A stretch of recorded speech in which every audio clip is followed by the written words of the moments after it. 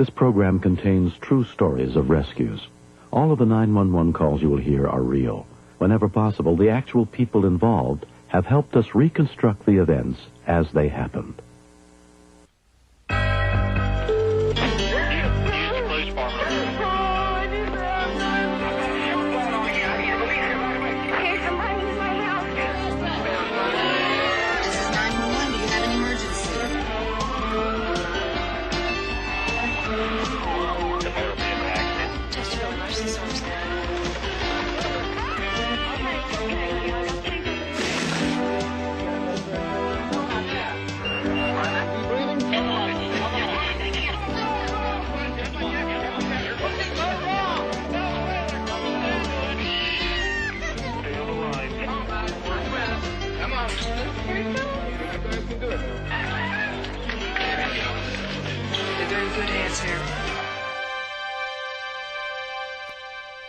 On July 6, 1991, police officer Phil Weber was assigned to patrol one of the safest areas in Provo, Utah.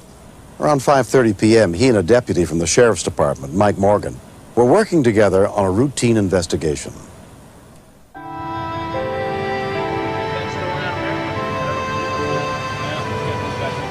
Officer Weber was checking out the possibilities of a stolen car, and I responded to help him with that. 126 copy. Okay, they say it's not stolen. Okay, appreciate it. When you work closely with a police officer, you gain a real friendship, and there's a brotherhood there.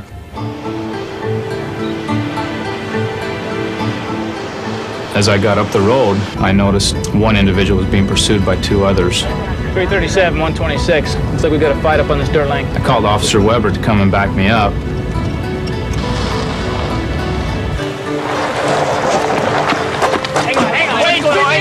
Hang on. Back off, Danny! Get out of here! Shut up! Back off now! Back off! Hey, you, come here! The one saw me and took off running back down this dirt lane. I didn't pay attention to him at that time. I had the two others who now were very verbal with each other. Back up! Now back off! Now you back to the fence right now! I got in between them and physically separated the two of them. Back to the fence. Okay, settle down and tell me what's going on. What started all this? Troy did. Bull! Okay. Officer Weber responded, and he took charge of the one individual. Hey, what's going on? Look, nothing's happened here, man. What's going on? Now, we can do it two ways. You're intoxicated. He was very belligerent. He was intoxicated, and I was preparing to make an arrest. We can talk. We haven't done anything wrong here. Okay. He just started pushing me, and we got into an argument, and he was hitting me in the face. Okay. He was punching me in the face. Okay, stay here. Mike! I got gun down there. I looked down the lane, and I saw the individual who had run from us now walking up the lane with a rifle in his hand. What's going on? Right here. Both of you. Get out! Both of you. 337, K8 1033. 10-4 unit for 1033, Boat Harbor Drive. Provo Police and Fire Dispatchers Susan Lester and Linda Hargaden were on duty that day. 1033 as officer needs assistance now. I'm thinking there's something wrong. There's something big time happening because Phil wouldn't call for 1033 if Phil wasn't in real danger. Drop the gun! He didn't appear to have any fear of what he was walking into. Stop where you're at and drop the gun! Drop the gun now!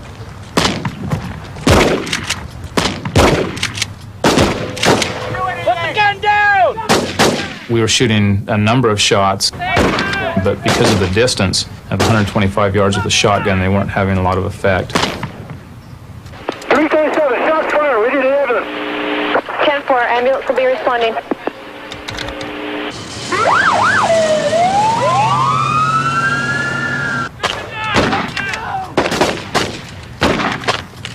Drop the gun now!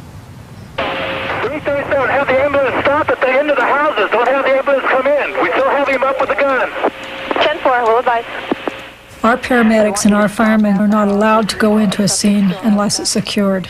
That's because they go into that scene unarmed, and it's not fair to put their lives in jeopardy. Drop the gun!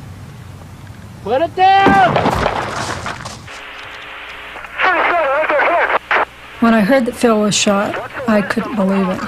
And then, remembering back to the night before when I called him on the air and told him he'd just become a grandfather again, I kept thinking, this isn't fair. Phil once told me on a ride-along, if he ever called for help, he would ask me if they were coming with lights and siren. And so when he called for help, he asked me, are they coming lights and siren? I said, yeah. The whole world's coming as fast as they can.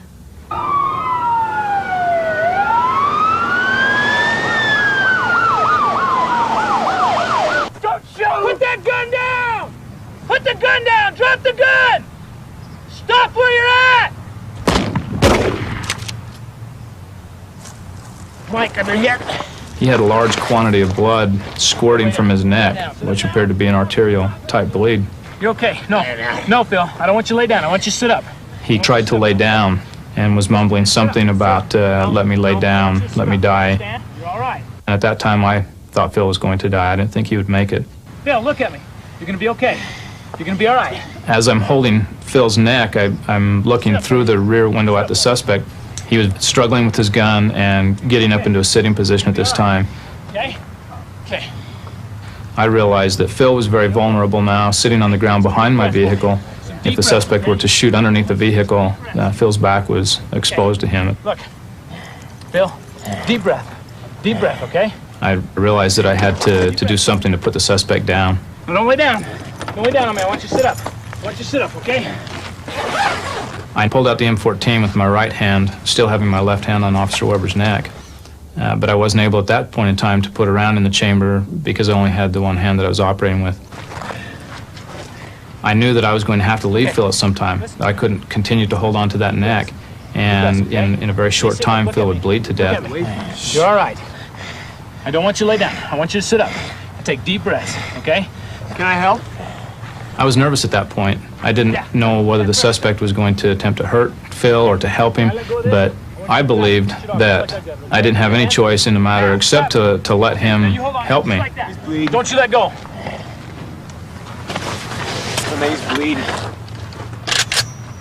You're all right. Put the gun down! Drop the gun now! Hey, drop the gun! He's my friend! Hey, back off! At that point in time, I was prepared to shoot him. Now back up, what I told you to. Now stay there. I realized this was the most dangerous situation I could be in. I now had a suspect fighting me from the rear. I had a suspect in the front of me trying to shoot me, and I had to try to divide my attention between the two of them. Drop the gun! Throw it away from you! Put the gun down! Drop the gun!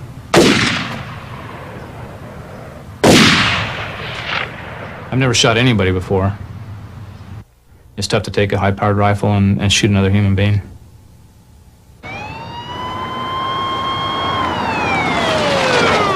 Park Ranger Mike Forshee and his partner had heard the report of an officer shot on their radio.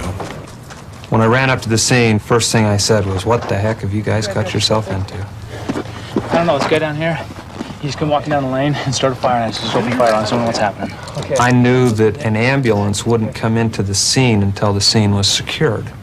And that was a definite concern, was to get them there as quickly as possible. We need to go down here and get the gun away from this guy, okay? Okay. Noting the condition that Phil was in when I came up, I thought he could die. What kind of gun is it? Okay, it's a rifle. Officer Forshee and I went down the lane, leaving our position of cover, but I felt like we had no other choice to get down there and to get the gun away from him. Okay, Mike, I'll get the gun. Okay. You cover him. Keep your hand away from the gun. Send the ambulance in. 10-4. Once the scene was secured, Provo fire rescue units, including EMT Mike Ferris, moved in to treat the victims. I could see that the officer was Phil Weber and that his injuries were to his neck and also to his hand. When you lose the amount of blood that Phil lost, you can bleed out and die immediately. Phil, can you move your legs? Here we go. Move your legs. Okay, we're going to slide the board out. I've seen a number of people just prior to their dying, and the look that they've got in their eyes was exactly what Phil had in his eyes. When I advised my dispatch, I told them that he was critical and possibly even fatal.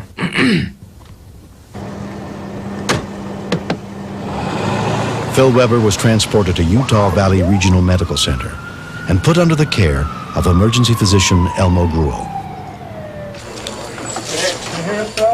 Are you ready? Okay. On 3. 1, 2, 3. Phil, are you with us? I saw a small penetrating wound on the right side of the neck, and my concern was that he was bleeding internally from rupture of the carotid artery. We're going to need x-ray for a cross tape. Also on the examination, we noticed that his index finger was almost completely shattered, and was very concerned about this injury secondarily. Phil's wife, Karen, came to the hospital as soon as she was notified of the shooting. I was very shocked at seeing all the blood, and I could feel the tears welling up inside of me, and I wanted to be strong. I really held back the tears as much as I could, and I told him that I loved him, and he meant everything to me.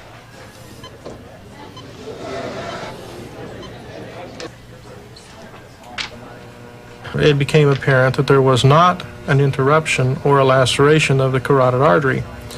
So it was elected at this point that the piece of shrapnel should be left alone, because our concern was that we would create more injury trying to remove the piece of shrapnel than we would benefit from if we did. Literally, if the bullet had been 1/2 inch closer to the artery, I don't think Phil would have made it. He would have died before getting to the hospital. Despite attempts to save Phil's shattered index finger, 6 months later, it was amputated. Your trigger finger is pretty much your life. If you don't have a trigger finger, you're not a cop. So this was a real traumatic blow to Phil. That bothered me, as it would anybody, I suppose, that you're going to lose part of your body. I didn't know how that was going to affect my job. I didn't know if I'd be able to keep my job. But given all the alternatives, I have nothing to complain about. I'm extremely lucky. Many times I look at him and think I'm so thankful that he's still with me. I don't hit anybody with it. What's that? It's a jinx. Phil's a very lucky guy, and I'm lucky too to have him with me. That we have this time to spend together that could have been shut off.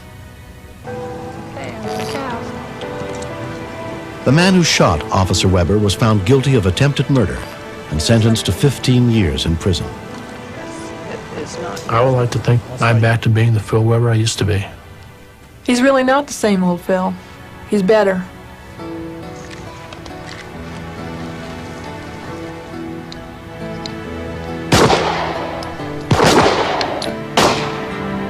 Today, Phil is the only Provo police officer that is qualified to shoot with his left hand and his right hand.